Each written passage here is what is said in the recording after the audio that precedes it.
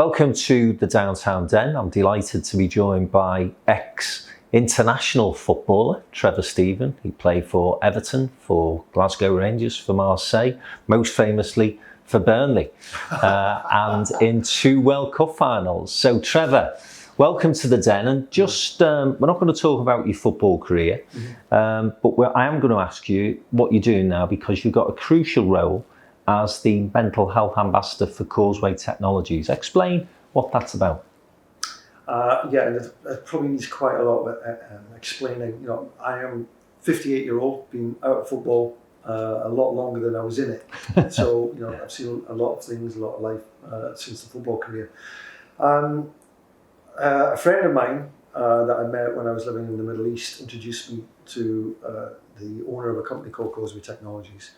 And that conversation developed. This Causeway Technologies is they bring products into the construction industry in digital technology, and have been doing so for quite a long time, and a big concern now in that environment. And I got talking to him. He also put money into an Everton movie called Everton Howard's Way, and that was the generation that I played in, which was a successful period for Everton. And Phil Brown, the guy in question, I put some money into that. So I got to know more through that movie. And he also knew that I was very interested in elite performance, mental strategies and approach. And he said to me, would you consider a role with us, which is about mental well-being and mental health and mental performance potentially, but it's slightly different. And it turned out to be mental health in the construction industry. And as we spoke about that, I learned so much. And Phil did, as we sort of both looked into this deeper and deeper. Phil engaged with Everton and the community as a partner and as a sponsor to Everton and the community. Magnificent foundation and charity that does so many projects across L4 and across the Merseyside region. And Phil's an Evertonian. So I got involved in that. And he also invested into what's called the People's Place, which is a build currently going on of a walk-in mental health facility at Goodison Park. I know Goodison Park is not going to be around for much longer, but Everton, the community based themselves there with their school, with their project management, and their offices are on Snell Lane next to Goodison.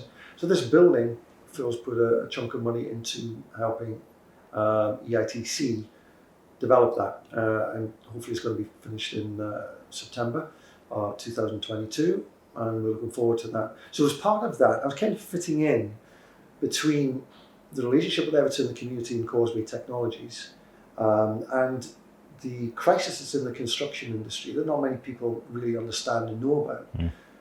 And so Phil wanted to change, or help to try and change a statistic, which is a really, really shocking one, where you've got 2 blue-collar workers in the construction industry taking their own lives on a weekly basis. And this has actually started to get worse. COVID obviously added to the strain.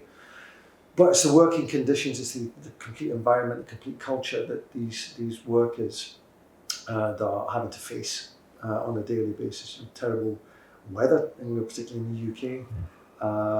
As it's a transient workforce, there's no job security, and it adds to a very dark and difficult position that sector of workers find themselves in.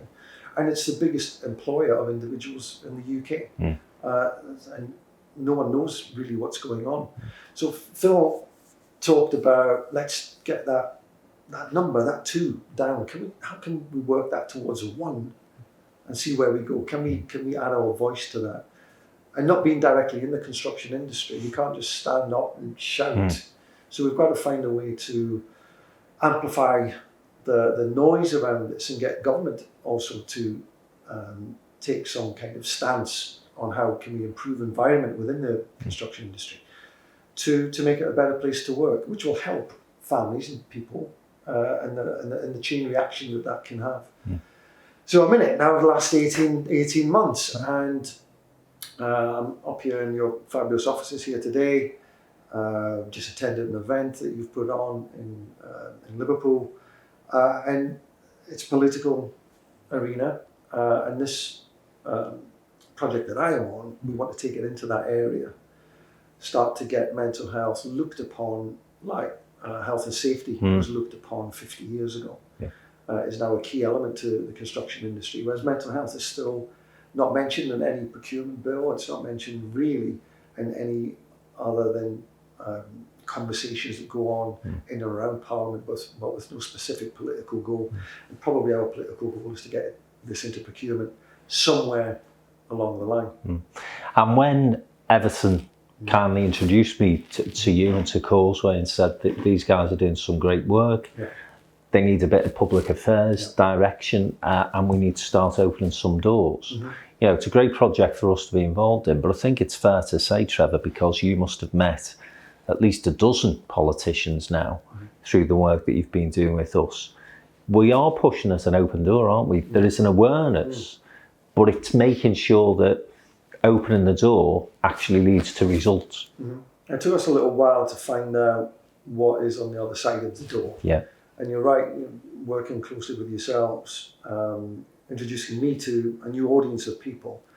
But I've been fascinated, when we've been able to sit down around the tables, and there are small to SME businesses there, or different across all sectors, a congregation of people who have come to listen to a speaker, potentially an MP or a shadow minister like we had today. And when you mention mental health, as you've introduced me around the table, you get everybody's ears very, very quickly, because it's on everyone's agenda in businesses. It's an unavoidable. It's a truth that's there that can't be ignored.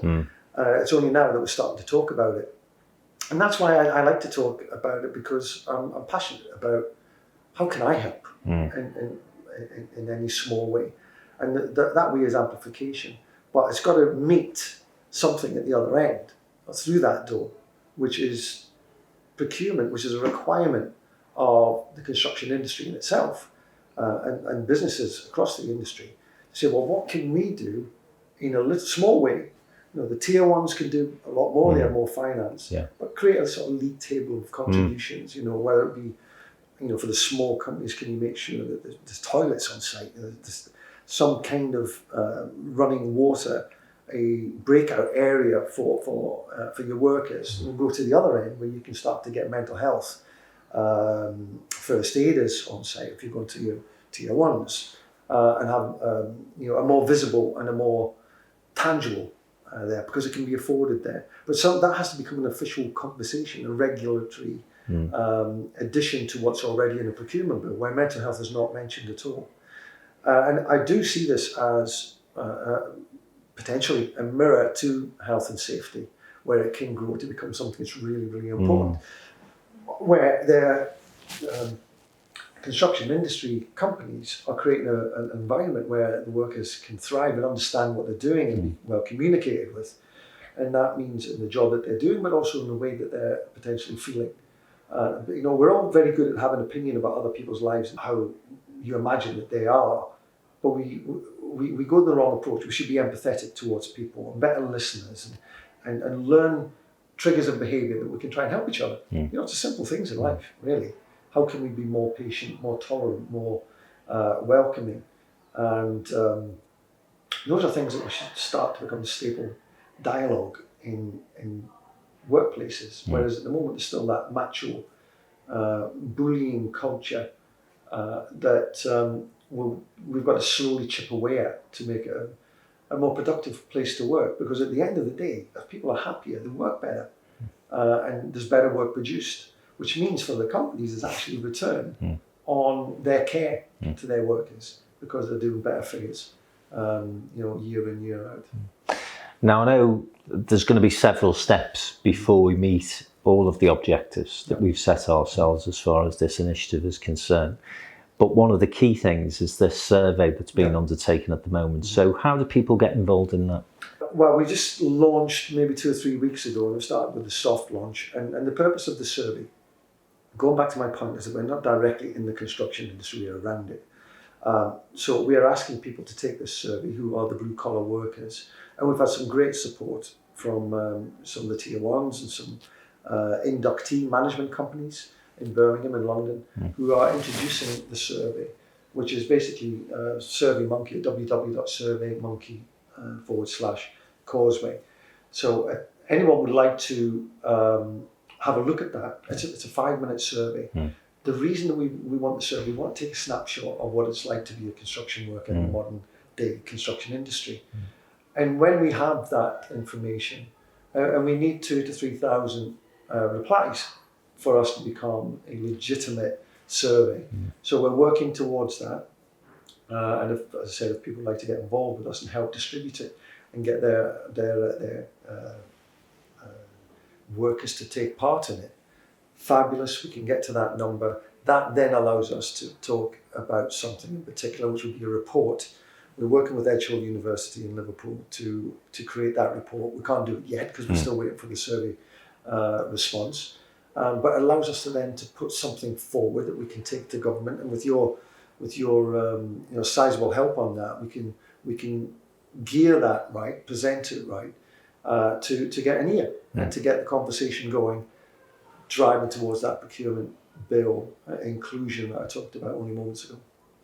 And final point, I know that you're putting together some fundraising activities to support the campaign as well, including a bike ride, which has been on and off again because of the pandemic and so on. So what else can we expect to see from the campaign? An ongoing, the bike ride we're going to put into next year, but it's certainly going to be a key aspect for us.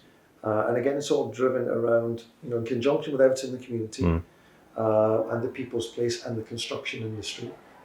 We're going to try and raise funds. So the People's Place will need staffing. Remember, there's a cost in that. Remember as well, in football clubs, they don't fund the charity or foundation that's associated with them. It's up to that foundation and charity to go and find its own money to survive. So that's where we are going to put our efforts in through a cycle ride and through a variety of golf event, dinners, and anything that we see that's viable to create some money that we can put into the pot and create a budget for staffing as the People's Place comes alive in September. And so we're very geared to that, excited about that. Then we'll have the cycle ride, which will be probably into early May of next year, which will be around the mental health awareness week. Okay, we're really looking forward to cracking on with the campaign. So thanks for coming along to the den and explaining things to us. And listen, if as Trevor's referenced that you wanted to get involved in that survey, if you look at the bottom of the screen, there is the link, and you can take part in the survey, or better still, circulate it to work colleagues within the construction sector. If you are a tier one, or indeed anybody who has access to workers in the construction sector, please do get in touch and we'll enable you to participate and circulate the survey as well. And importantly, if you're a public sector agency that happen to be watching this video, then why not get in touch so that Trevor can come and have a conversation with you about how perhaps we can start to influence the procurement agenda in terms of the mental health issues and challenges that he's outlined today. Been great to speak to you, Trev. Been my pleasure. And we'll see you again soon at a downtown event. Thank you.